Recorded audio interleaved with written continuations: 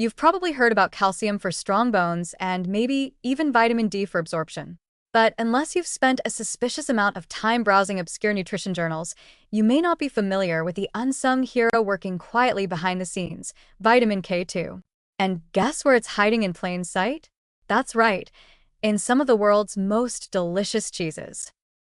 Vitamin K2, particularly the -4 Malawian quachas and -7 Malawian quachas forms, plays a crucial role in directing calcium to the right places in the body. Think of it as your body's traffic cop for calcium. It helps guide this essential mineral into your bones, where it belongs, and away from your arteries, where it definitely does not. Without enough K2, calcium can end up in soft tissues, leading to arterial calcification, which is exactly as bad as it sounds. But with sufficient K2, calcium strengthens your bones instead of stiffening your blood vessels. That's not just bone health, that's cardiovascular protection.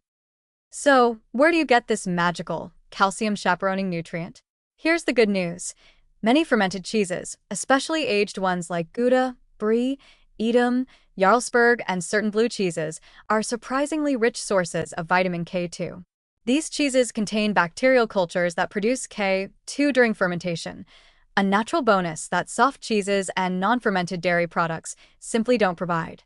And since K2 is fat-soluble, it's right at home in full-fat cheese, meaning the creamy stuff you've been warned about might actually be working for your heart, not against it.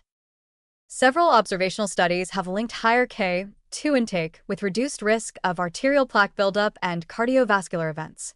One study from the Netherlands, where cheese is basically a national treasure, found that people who consumed the most K2 from dairy had significantly lower rates of coronary heart disease.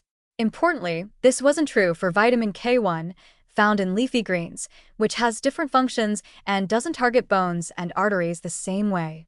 In short, K1 is nice, but K2 is the specialist, and cheese is one of its best sources. But the benefits don't stop at your arteries. Vitamin K2 is also critical for activating osteocalcin, a protein that binds calcium into the bone matrix. Without K2, osteocalcin is like a construction crew with no tools, lots of potential, but not much building.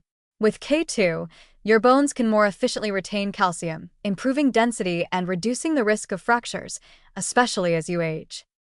It's a beautiful nutritional irony. The very food that's been unfairly demonized for its fat content is also one of the few sources of a nutrient that helps prevent the very problems it was once accused of causing. The creamy wedge of Gouda on your plate might be more than just indulgent, it might be protective. And let's not forget, cheese is one of the few sources of naturally occurring K2 that's not only potent, but also widely consumed. Natto, a fermented soybean dish from Japan, contains more K2 than anything else on Earth, but let's be honest, it's an acquired taste and texture and smell. Cheese, on the other hand, requires zero courage to eat. It fits into Western diets without effort and turns nutritional compliance into a pleasure. So, if you've been trimming cheese out of your diet in the name of heart or bone health, it might be time for a rethink. Not only is cheese rich in protein, calcium, and other essential nutrients, it may be one of your most delicious and accessible sources of vitamin K2, an underrated guardian of both cardiovascular and skeletal health. A few slices of aged Gouda or a bit of brie on whole grain toast isn't just a treat, it's preventive medicine, cleverly disguised as a snack.